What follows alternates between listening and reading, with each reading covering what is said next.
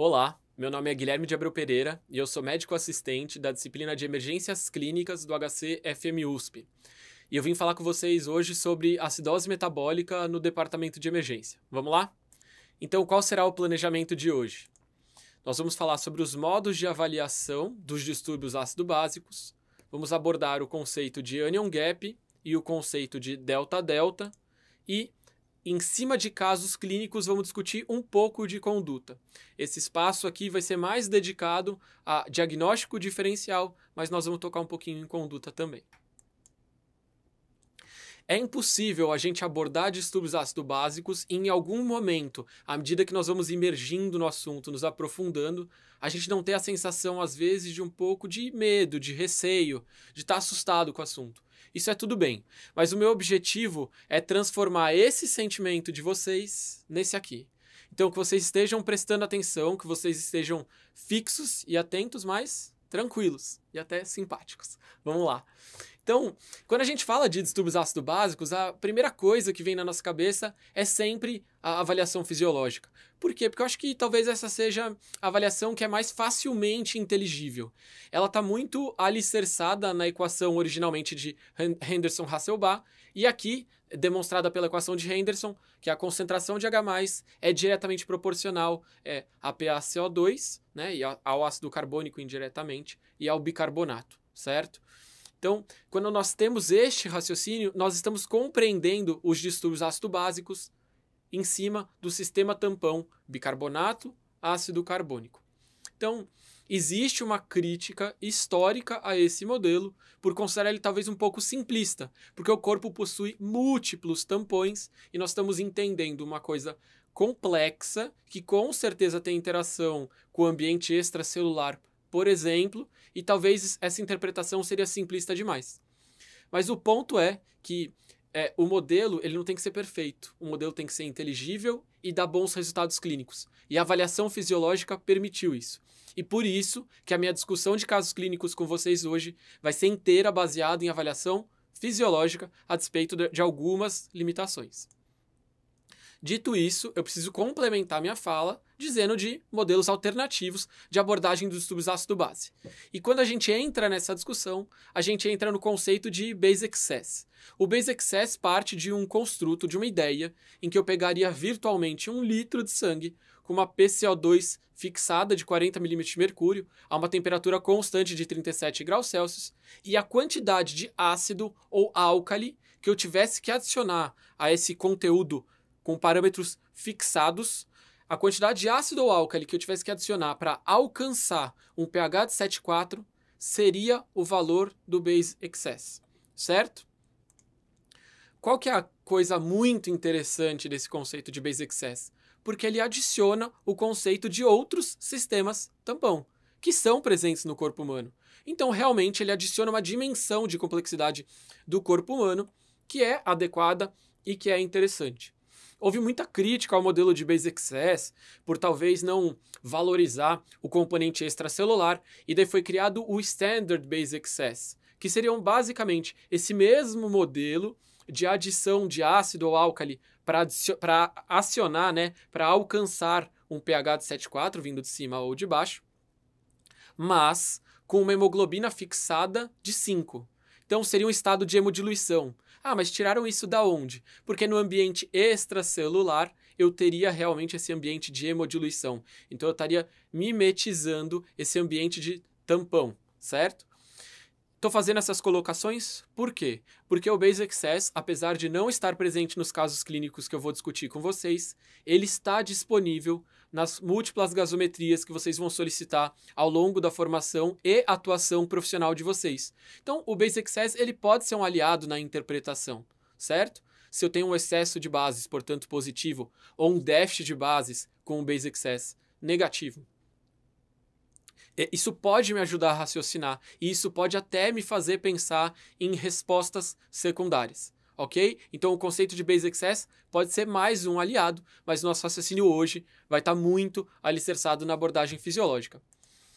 E por último, mas não menos importante, uma das 3 abordagens é a avaliação físico-química, também chamada como o modelo de Stewart. Esse modelo é todo baseado no conceito do Strong Ion Difference, né? Então você faria a oposição entre íons fortes e entenderia como isso se comporta em relação a esse delta que a gente interpreta tanto como anion gap, mas a gente conseguiria pensar que isso também está relacionado com os íons fortes, tá?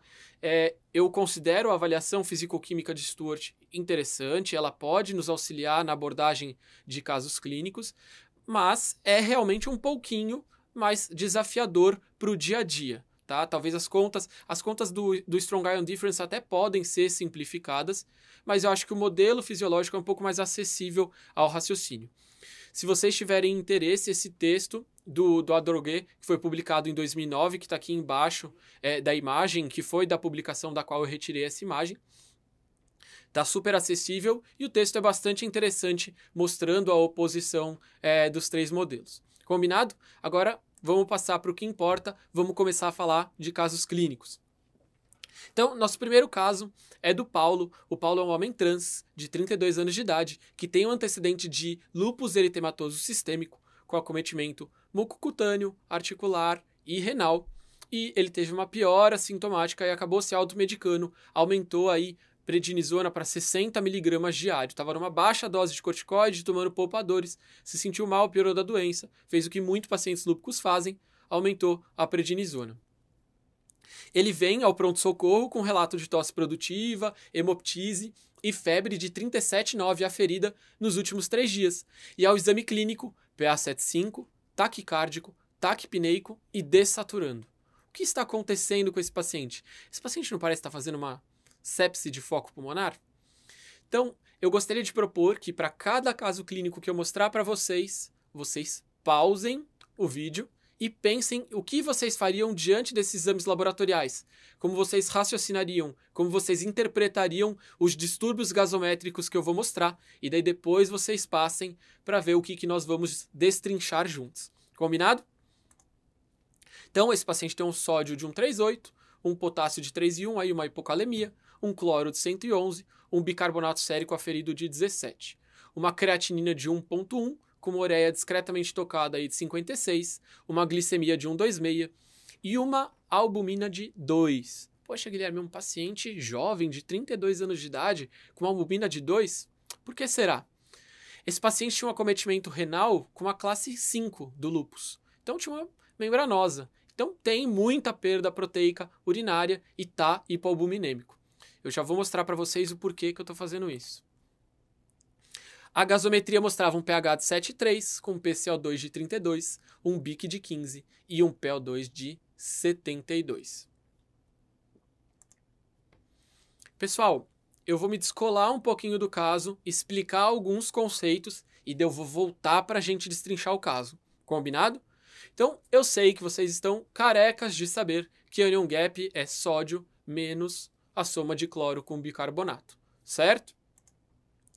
Agora, um ponto que eu quero destacar para vocês é para a gente sempre lembrar da albumina. Estados de hipoalbuminemia gerarão anion gap subestimado. Então é muito importante que a gente faça a fórmula de correção, que eu vou mostrar mais para frente, para ter clareza da importância do anion gap aumentado para o meu raciocínio clínico. Combinado? Eu acho que essa imagem ela é bastante ilustrativa. O corpo humano ele vive um estado de eletroneutralidade. Vocês podem ver por essa primeira imagem que sódio e cloro bic tem um delta, um degrau, mas esse degrau ele é virtual. Existem cargas que ocupam esse espaço para o corpo viver um estado de eletroneutralidade. Certo? Então nós temos um modelo teórico, um conceito abstrato em que a diferença entre o sódio e a soma do cloro e do bicarbonato oferece um degrau que nós optamos por chamar do ponto de vista teórico, acadêmico e assistencial, logicamente, de anion gap, e que habitualmente será de 8 a 12, certo?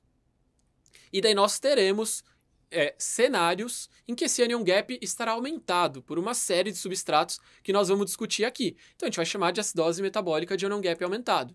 Nós podemos ter o contrário, nós podemos ter um contexto de perda de bicarbonato ou de produção, ganho de ácidos. E daí, compensatoriamente, nós teremos uma elevação do cloro sérico e eu vou chamar isso de acidose metabólica hiperclorêmica, certo?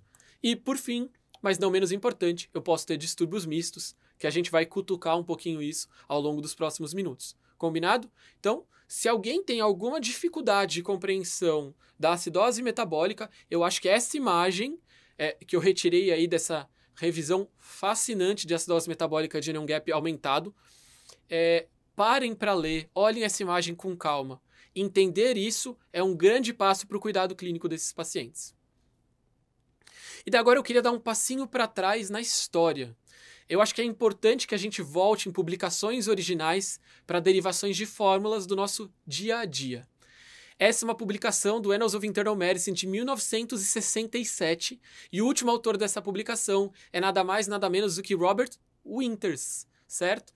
Por que eu estou mostrando isso para vocês, gente? Esse é o gráfico que fez a regressão linear para essa fórmula aqui, que a gente chama de fórmula de Winters, que é a fórmula que a gente faz a predição da PCO2 a partir do bicarbonato, para a gente pensar se a resposta secundária ao distúrbio primário, que aqui a nossa grande discussão é a acidose metabólica, a resposta secundária respiratória está adequada? Está exagerada? Não está? Como que ela se encontra? Eu estou mostrando a publicação original para dizer para vocês que a derivação da fórmula é de um estudo com 60 pacientes da década de 1960. Então, pensem nisso. Isso quer dizer que é uma ferramenta interessante de uma pessoa que trabalhava muito com distúrbios ácido-básicos, mas existe uma vulnerabilidade. A fórmula não é infalível. Então eu preciso ter essa maturidade sempre que eu uso uma fórmula, uma calculadora, um score preditor. É legal, dentro da minha prática, quando eu for mergulhar num assunto, me aprofundar, que eu busque a origem daquilo para eu entender o valor. É uma coisa muito útil para o dia a dia clínico, para a gente interpretar às vezes com ressalva de entender que não é uma fórmula infalível.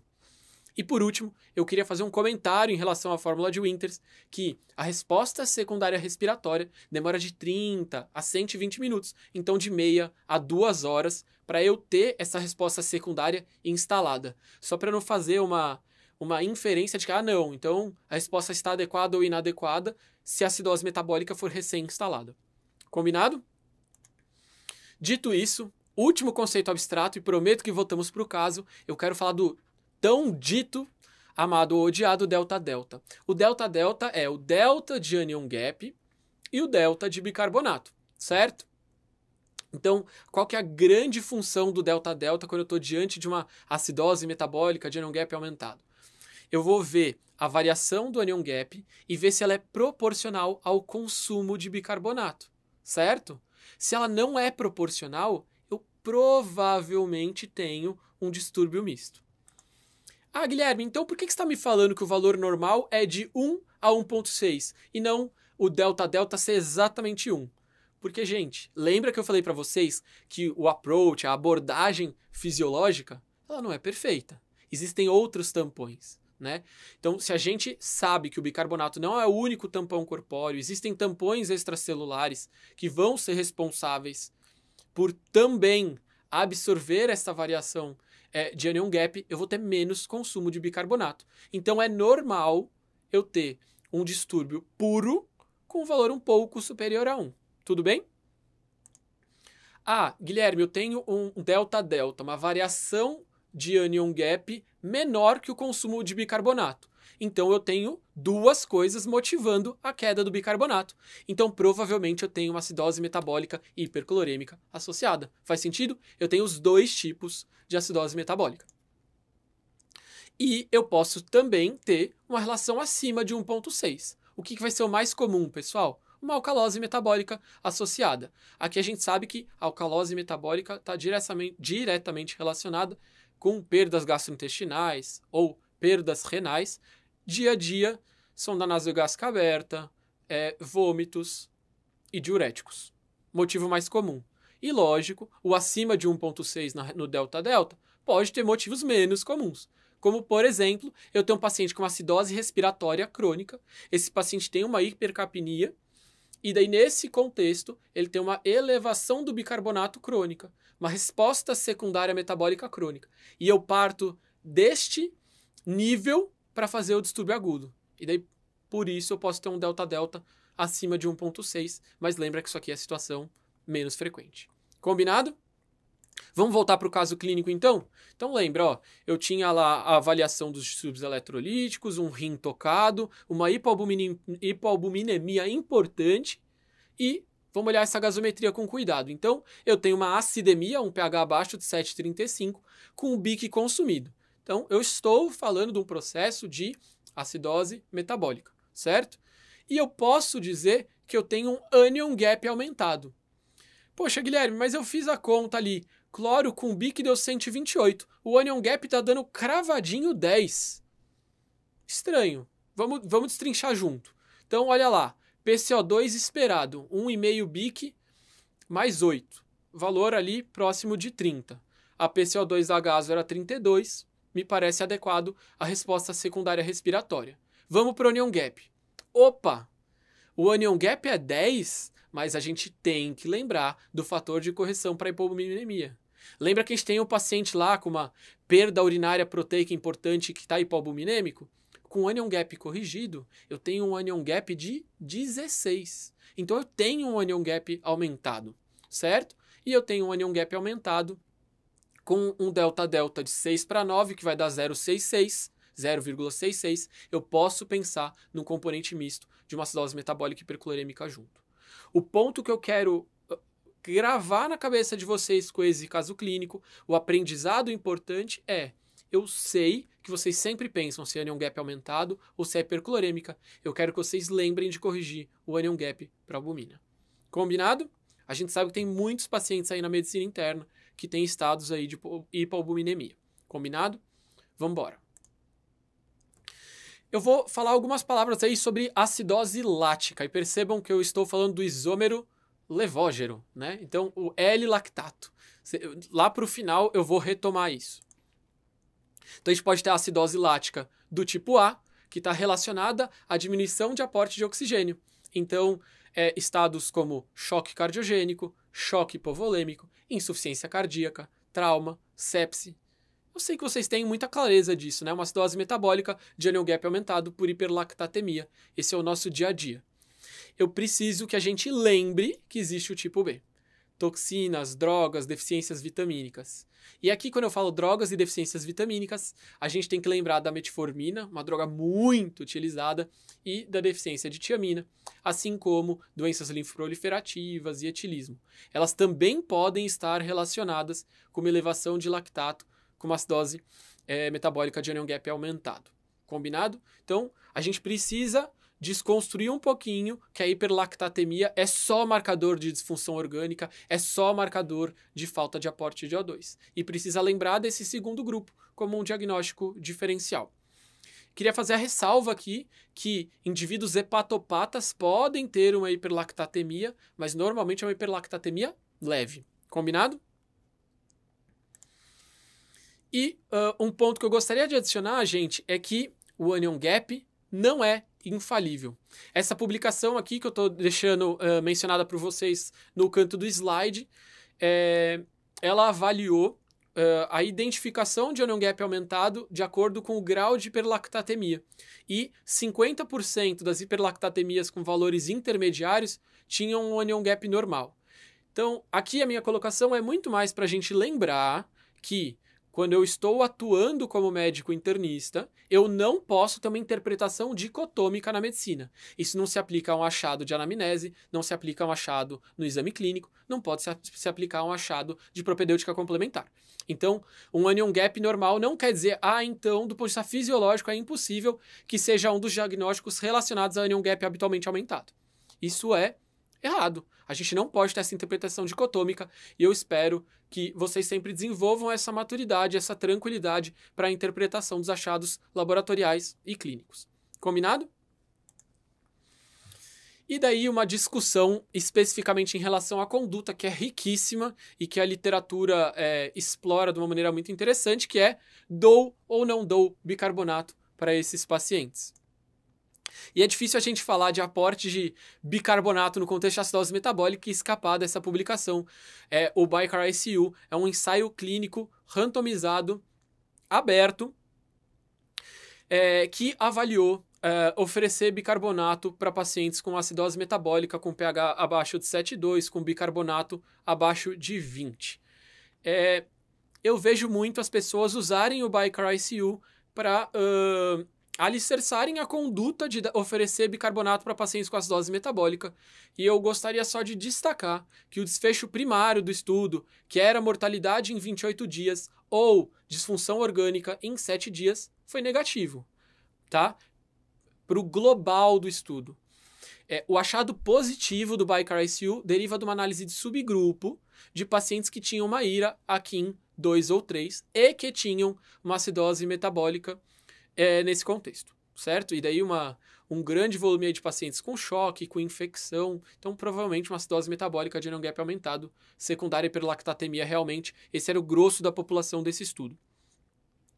Ah, Guilherme, então quer dizer que está dizendo que como o estudo globalmente é negativo e foi uma análise subgrupo, então não serve para nada, não é para dar bicarbonato. Calma, não é isso. Então, a gente tem esse achado de análise de subgrupo que sugere benefício do bicarbonato para pacientes com IRA associado, com pH abaixo de 7,2, BIC abaixo de 20. E isso parece ser corroborado por estudos observacionais.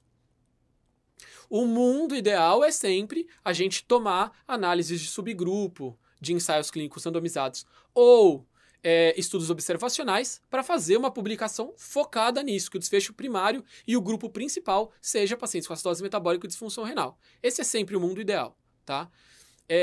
Mas eu acho que também a gente não pode se apegar puramente à evidência e ignorar uma sugestão de benefício. Então vocês podem fazer, mas a gente tem que ser cauteloso, indicar de maneira criteriosa, porque dar bicarbonato não é isento de riscos. Existe a possibilidade num perfil de pacientes de eu, inclusive, ser fator de agravo para acidose.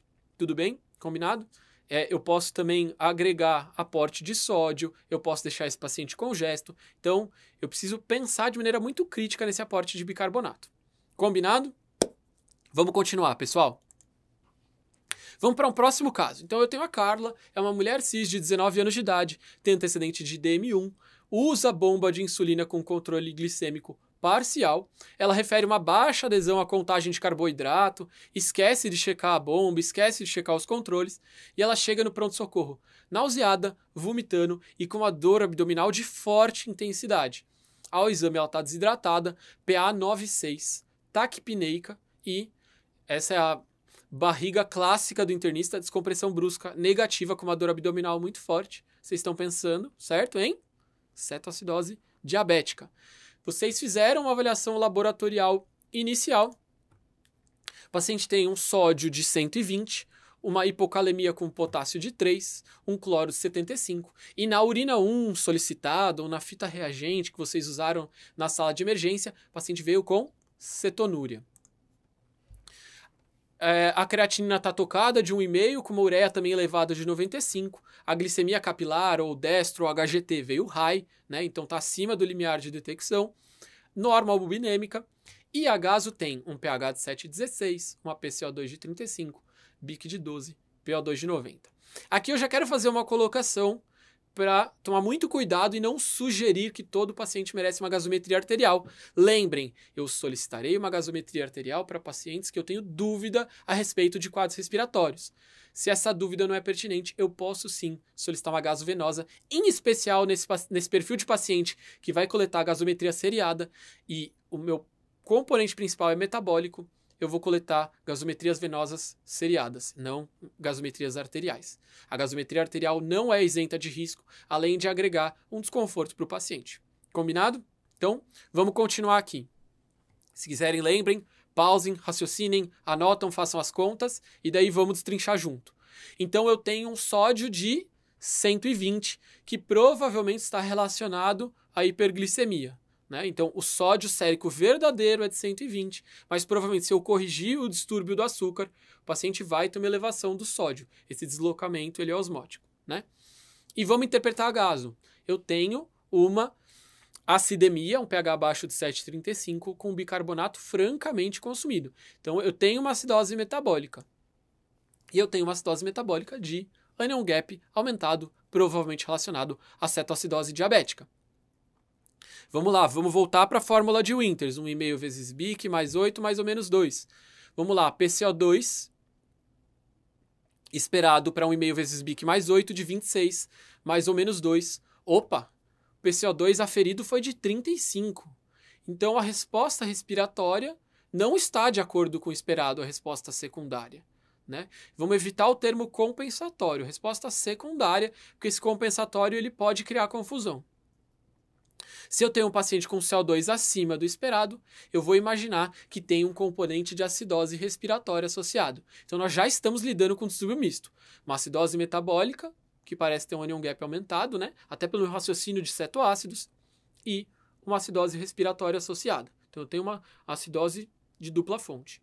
Né? Ah, Guilherme, tem um bom contexto para essa acidose respiratória? A gente pode pensar que o paciente estava vomitando, perdas gastrointestinais, estava hipocalêmico, fez uma fraqueza respiratória e fez a hipercapnia. Teve um cansaço de musculatura respiratória associado ao distúrbio eletrolítico.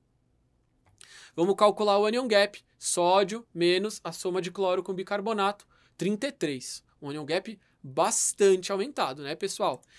Aí, pessoal, então vamos agora passar para o delta-delta, o delta de anion gap sobre o delta de BIC. Então, a variação de anion gap, sódio menos a soma do cloro com bicarbonato, é 33 o anion gap. O delta de anion gap é o que está aumentado, né? Então, de 33 para o anion gap esperado normal, lembra, o anion gap é de 8 a 12, eu espero 10. Então, o meu delta é de 23. Vamos para o bicarbonato. O bicarbonato eu espero de 22 a 26, ponto médio 24. Então, eu tenho um delta de 12. Opa, existe uma desproporção de anion gap em relação ao BIC. Eu tenho muito anion gap para pouco consumo de bicarbonato. Então, provavelmente eu tenho uma alcalose metabólica associada. Poxa, alcalose metabólica associada, qual que é o componente? Lembra, o paciente estava nauseado, vomitando, tinha perda gastrointestinal. Então, esse caso, a gente está falando de um distúrbio triplo. Uma acidose metabólica de anion gap aumentado, com uma acidose respiratória como fator de agravo e uma alcalose metabólica como fator de agravo. Combinado? Então, a grande função desse caso clínico para vocês consolidarem é: eu preciso usar a fórmula de Winters para pensar na resposta secundária respiratória, e é sempre interessante que eu avalie com calma anion gap e delta anion gap e delta BIC para pensar se tem algum distúrbio somado. Aqui nós estamos falando de distúrbio triplo. Combinado? Vamos continuar o caso clínico, pessoal. Então, durante o atendimento da Carla na sala de emergência, ela recebeu a conduta de cetoacidose diabética, a qual eu não me presto a discutir hoje aqui. Essa aula não é voltada para cetoacidose, e sim para o diagnóstico diferencial de acidose metabólica. Então, vocês fizeram uma conduta adequada, hidrataram, fizeram reposição de potássio, sempre de maneira cautelosa, antes de iniciar a insulina, checar o nível de potássio, para ver se eu tenho que repor antes e depois iniciar a insulina, ou iniciar a insulina e fazer reposição concomitante, ou o contrário, simplesmente iniciar a reposição para níveis de potássio acima de 5,3. Eu fiz isso bonitinho, houve uma melhora do anion gap. E daí você solicitou exames de controle. O que está acontecendo com essa paciente? Um sódio agora de 1,39, lembra, era um elemento osmótico que a glicose estava promovendo uma queda do sódio. A gente tinha uma hiponatremia verdadeira, mas relacionada a uma hiperglicemia grave. O sódio corrigiu. Eu tenho um potássio agora adequado, um cloro de 110, mas o BIC continua de 17. Com uma creatina de 0,9, uma ureia de 38 e uma glicemia de 150, certo? Se eu for calcular o anion gap aqui, eu estou falando de um anion gap de 12, né? 139 menos 127, 12. Poxa, um anion gap ali na trave, mas eu ainda tenho bastante consumo de bicarbonato. O que é isso, pessoal? Então, eu gostaria que vocês gravassem a cetoacidose diabética, né? O próprio nome já fala, né? Diabético, hiperglicemia. Cetoacidose, então, acidose às custas da produção de cetoácidos. Então eu tenho, classicamente, no início do atendimento, uma acidose metabólica de anion gap aumentado secundária à produção de cetoácidos, aqui o beta-hidroxibutirato e o acetoacetato, certo? Mas, no entanto, todavia, tardiamente esses pacientes fazem uma acidose metabólica hiperclorêmica. E por que eles fazem isso, gente? Os pacientes perdem o beta-hidroxibutirato e o acetoacetato, né, que eles são doadores de H+, então eles são ânions, eles se associam ao sódio e ao potássio e acontece uma perda urinária. Então, ao longo do atendimento, esses pacientes vão ter um deslocamento da acidose metabólica de anion gap aumentado dos cetoácidos para uma acidose metabólica hiperclorêmica. Olha que interessante.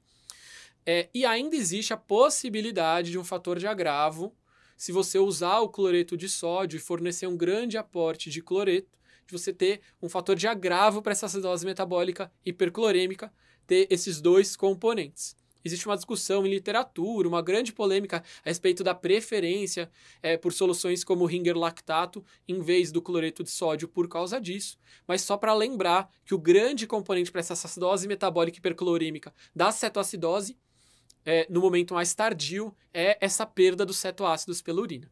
E por fim, eu queria só tocar num ponto que eu acho que é muito importante da gente ter clareza, é que o cálculo do anion gap ele deve ser feito com o sódio aferido, não com o sódio corrigido, tá? Eu quero bater nessa questão porque eu vejo muito o uso desse termo sódio corrigido. E eu acho que ele é um termo um pouquinho infeliz. Porque na hora que a gente usa o termo sódio corrigido, dá a sensação de que esse não é o sódio verdadeiro. O sódio verdadeiro é o corrigido para a glicemia. Então eu tenho que pegar aqui, tirar o valor da glicose 100 e para cada variação de 100 eu adiciono de 1,6 a 2 no sódio. E esse é o sódio verdadeiro que o paciente tem. Isso não é verdade. O sódio real do paciente é o sódio aferido. E quando a gente fala em sódio corrigido, é um sódio virtual que seria o sódio do paciente caso a glicemia seja corrigida, como a gente observou no caso da nossa paciente. Eu corrigi a hiperglicemia e o sódio se elevou. E lembrem, a glicose ela é eletricamente neutra, então o deslocamento do sódio em relação à glicose é por uma questão osmótica. Eu quero deixar o paciente com uma osmolalidade, de 275 a 295. É isso que o corpo busca, o fisiológico, uma osmolalidade adequada. E esse deslocamento de sódio se dá por causa da elevação expressiva de glicose. Então, o cálculo de anion gap deve ser feito com o sódio aferido. Existe uma explicação fisiológica bem interessante nessa revisão que eu deixei aí para vocês, de 2001, publicada numa revista aí da Cleveland Clinic. Tá bom, pessoal? Vamos lá, vamos continuar. E eu devo dar bicarbonato para cetoacidose diabética? Então, existe aquela sugestão clássica de só considerar o BIC para pHs abaixo de 6,9, que é uma acidose metabólica muito, muito grave e ameaçadora à vida. Eu gostaria de deixar bem claro para vocês, essa fonte aí que eu estou deixando é um ensaio clínico randomizado de 1986, publicado no Annals of Internal Medicine, que não viu benefício para acidose moderada, e que os pacientes tinham tempo de resolução clínica e laboratorial análogos, tá? E esse ensaio é de 21 pacientes. A evidência que nós temos de BIC na cetoacidose diabética, os estudos são randomizados pequenos, que é um exemplo do que eu estou mostrando para vocês, estudos observacionais. Então não existe respaldo para dar bicarbonato na cetoacidose diabética. Eu posso usar o BIC como uma medida salvadora para pacientes com morte iminente, com pH abaixo de 6,9, Quando eu falo morte iminente, é com risco à vida iminente, Deixando bastante claro. Não é que todo paciente com pH abaixo de 6,9 necessariamente vai a óbito, mas a vida dele está sob risco, tá? Existe uma discussão fisiológica de que não tem sentido da BIC quando o paciente tem uma acidose metabólica de anion gap aumentado, mas no momento que ele já tivesse com uma acidose hiperclorêmica, com perda dos cetoácidos urinários, tudo, teria um sentido, um racional. Mas, de novo, a gente não tem respaldo para fazer isso e, como eu falei, existem uma série de eventos adversos que podem nascer a partir da oferta de BIC, inclusive uma possível piora da acidose num segundo momento. Então, acho que é uma coisa para a gente fazer como medida de exceção e não como rotina. Combinado? Vamos para mais um caso. A gente está com a Joana, é uma mulher cis de 37 anos de idade, e o amigo relata que ela bebeu cerveja no churrasco, mas ela não bebeu bastante para estar tão alterado quanto tá. Ela é trazida à sala de emergência, ela está confusa, não colaborativa, meio sonolenta, pressão arterial de 110 por 60, frequência respiratória adequada. A primeira coisa que você pensa é, essa paciente se intoxicou de alguma forma, eu não sei o que aconteceu. Vou pedir eletrólitos e eu acho que eu vou dosar uma osmolalidade dessa paciente. Então, sódio de 138, potássio de 4, cloro de 105, E lembra, a osmolaridade sérica normal é de 275 a 295. Gente, a osmolaridade está de 350. A gente vai fazer conta, vamos com calma. Create de 1, ureia de 42, glicemia normal, albumina de 4. E agaso, um pH de 7,4, uma PCO2 de 40, um BIC de 24 e uma PO2 de 100. Poxa, Guilherme, por que você está trazendo um caso numa aula de distúrbios ácido-básicos que não tem nenhum distúrbio ácido-básico aparente? Qual que é o motivo de você ter feito isso? Calma lá, que nós vamos chegar no ponto interessante desse caso. Então, gente, quando a gente fala em osmolaridade sérica, a gente fala habitualmente do sódio e da glicose. E esses são os dois grandes participantes. A gente pode ter a ureia e, num contexto de intoxicação, a gente pode aí adicionar até o etanol para essa osmolaridade calculada. Então, 2 vezes o sódio, mais glicose sobre 18, mais ureia sobre 6, tá? A etanolemia, se você conseguir dosar o etanol no seu serviço, ela também pode entrar aí nessa fórmula de uma maneira proporcional. Calculou a osmolaridade do nosso paciente aqui. Então, 276 mais 5,5 mais 7, a osmolaridade sérica é de 288,5. Opa! Mas a gente não tinha dosado a osmolaridade, tinha dado 350? Aqui entra o conceito de gap osmolar. Quando a gente pensa numa intoxicação, a gente ter o gap osmolar, a osmolaridade sérica calculada, e lembra que pode adicionar etanolemia aqui se você tiver dosagem de etanol no lugar que você trabalha. E comparar com a osmolaridade aferida e houver um delta grande, a gente tem que pensar em intoxicação. Combinado? Então vamos continuar com o nosso caso. A paciente ficou mais cerca de 3 horas na sala de emergência, lembra? Tinha tomado 2 latas de cerveja, ficou sonolenta, confusa. Alguma coisa de muito errado está acontecendo. Sódio de 140, potássio de 4,5, cloro de 105 e a osmolaridade normalizou. Lembra? Estava 350, caiu para 310. Tocou a função renal, ureia subiu para 60 e agora a gente tem uma acidemia discreta com uma PCO2 de 30, um BIC bem consumido de 16 e uma PO2 de 100. Então nós estamos falando de uma acidose metabólica de anion gap aumentado. Vamos fazer as contas junto? PCO2 esperado, 1,5 vezes BIC mais 8 mais ou menos 2. Lembra do Winters? PCO2 de 32 parece estar lá na casa, né? Vamos para o anion gap. Então, sódio, cloro, BIC, certo? Eu tenho um anion gap de 19, então eu tenho um anion gap aumentado. E eu vejo um delta-delta praticamente de 1, né? 9 dividido por 8. 1 e pouco. Tudo bem? Combinado? Então, estou pensando que eu estou diante de um paciente que teve alguma intoxicação, tinha um gap osmolar grande e agora está com uma acidose metabólica de anion gap aumentado. O que aconteceu? Pessoal, isso aqui aconteceu. Eu acho essa imagem muito bacana. Ela é retirada dessa revisão do New England de 2018 sobre intoxicação por álcoois, né? Então, vocês têm aí na lateral etilenoglicol, metanol, propilenoglicol, dietilenoglicol, isopropranol, tá? Esses álcoois passam por uma metabolização inicial por álcool desidrogenase, depois pela aldeído desidrogenase e formam ácidos. Então, na hora que eu faço a ingestão acidental no paciente, existe a variação do gap osmolar. À medida que acontece a metabolização pela álcool desidrogenase e pela aldeído desidrogenase, começa-se a formar ácidos que vão alargar o anion gap e que vão cair o bicarbonato e que vão cair o pH. Olha que interessante. Então, um paciente com gap osmolar aumentado na entrada, então, dosar a osmolaridade sérica me ajuda muito a raciocinar e, se possível, etanolemia nesse contexto de bebida alcoólica adulterada. E a gente, tardiamente, limpa do agente tóxico inicial e alarga o anion gap. Combinado? Olha que imagem bonita, né? Então, esse gráfico aí, cai o gap osmolar e sobe o anion gap à medida que aumentam esses ácidos que estão sendo metabolizados pelas duas enzimas. Combinado? E como que eu trato as intoxicações, pessoal? Primeira coisa, hidratação. Ideia que existe um espaço, sim, para o uso de bicarbonato, tá? A gente pode, inclusive, fazer a solução bicarbonatada, né? Existe um espaço aqui para a solução bicarbonatada de 850 de glicosado lá com 150 de bicarbonato de sódio a 8,4% pode ser usado, tá? Ou se o paciente não puder receber grandes volumes, a gente considera bicarbonato de sódio puro. E eu preciso inibir a álcool desidrogenase. E como que eu inibo a álcool desidrogenase? Eu posso usar um competidor, tá? Então, eu posso usar álcool diluído num acesso venoso calibroso.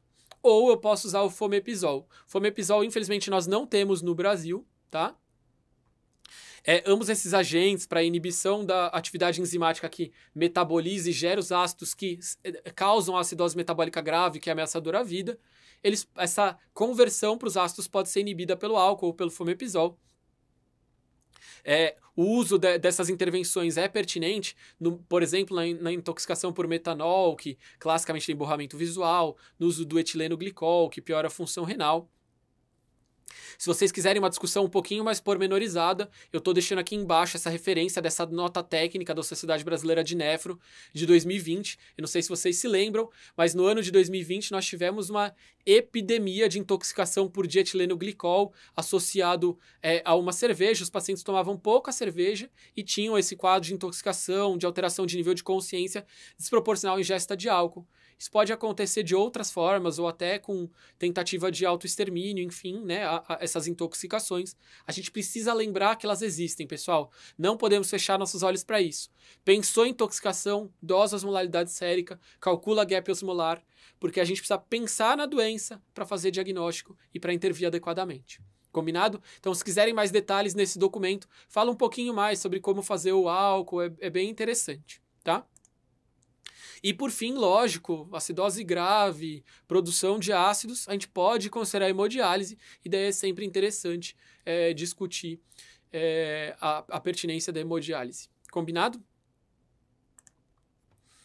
Então, para amarrar as acidoses metabólicas de anion gap aumentado, a gente vê no ambiente ambulatorial, doença renal crônica avançada, faz acidose metabólica de anion gap aumentado. Ipurato, sulfato, fosfato são cargas aniônicas, né? Então, a gente tem um acúmulo ácido, né, que alarga a anion gap. Então, na DRC avançada, eu vou ter uma acidose metabólica de anion gap aumentado, certo? E que vai ser menos vista no departamento de emergência, que é o foco aqui da nossa conversa. Normalmente isso vai ser um fator de agravo e não um fator primário, mas pode ser também. A gente tem também a cetoacidose diabética, né, com a produção dos cetoácidos. A gente tem a produção do L-lactato, lembra? Levógero. Por que eu falei do L-lactato? Porque a gente também tem a produção do D-lactato. Eu vou falar aqui de maneira breve. A produção exacerbada de D-lactato acontece classicamente nos pacientes com intestino curto, tá, pessoal? Então, o paciente com intestino curto tem uma flora microbiana diferente. Essas bactérias no intestino curto produzem D-lactato e causam uma acidose metabólica de anion gap aumentado, tá? E nós temos também as intoxicações de glicóis e metanol, como a gente acabou de discutir. E menos comum no Brasil, intoxicação por paracetamol, né, gerando o substrato da 5-oxoprolina, é uma possível intoxicação.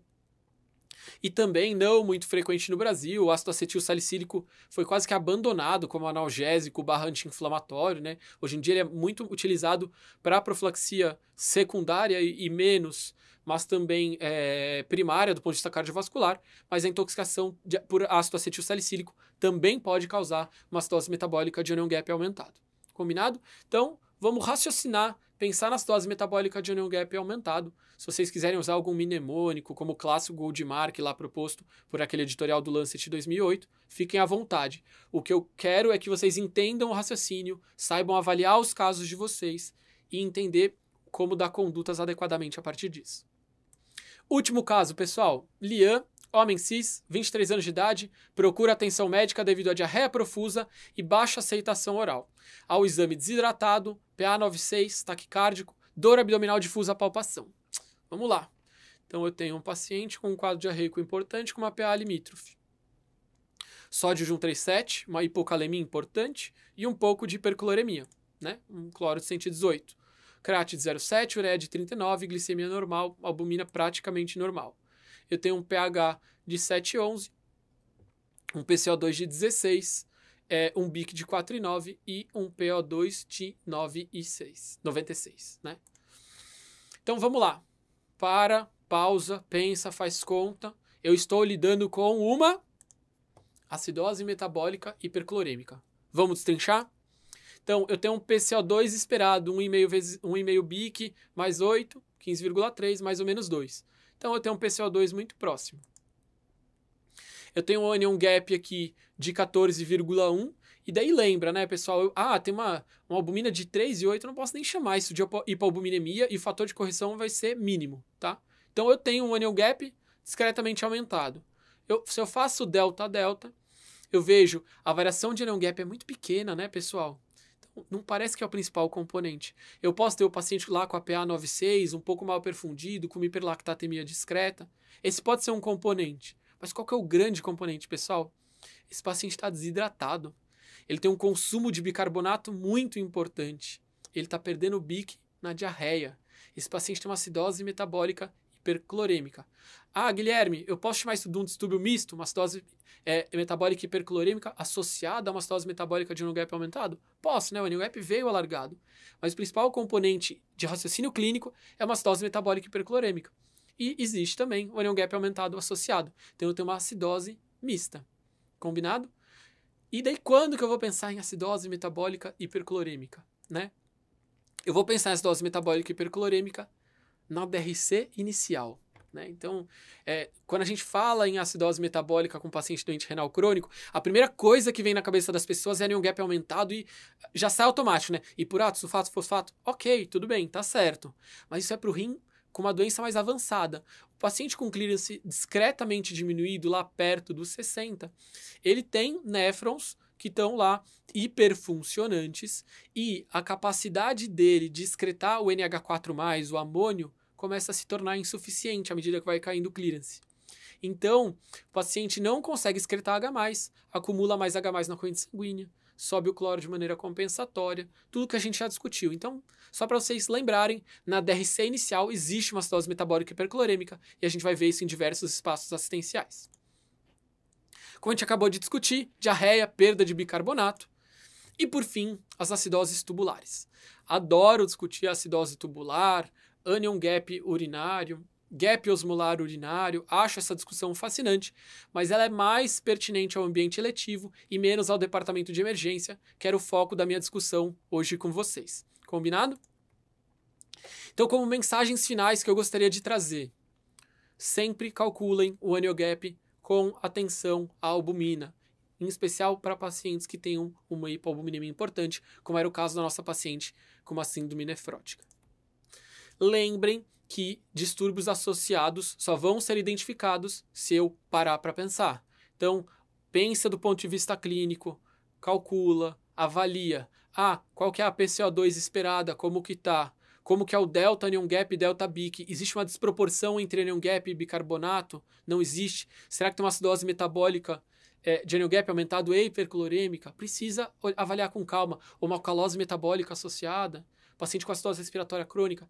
Pensa no caso, avalia com calma, explica para as pessoas. Essa é a forma de consolidar a interpretação de distúrbios ácido-básicos. E lembrem sempre que a introdução de bicarbonato como conduta deve ser feita com muita cautela. A gente tem como prática um pouco mais habitual o uso do bicarbonato no contexto da acidose metabólica com hiperlactatemia, para pacientes com disfunção renal. Isso tem se tornado uma prática mais comum, apesar da gente entender das ressalvas da literatura, como a gente destacou. E nas outras situações, o bicarbonato tem que ser muito indicado com critério. Por exemplo, na intoxicação super pertinente, cetoacidose diabética, praticamente não é utilizado, a não ser em pHs muito ameaçadores à vida. Então lembra, vamos indicar com cautela. Combinado? Era isso que eu queria falar para vocês. Muito obrigado.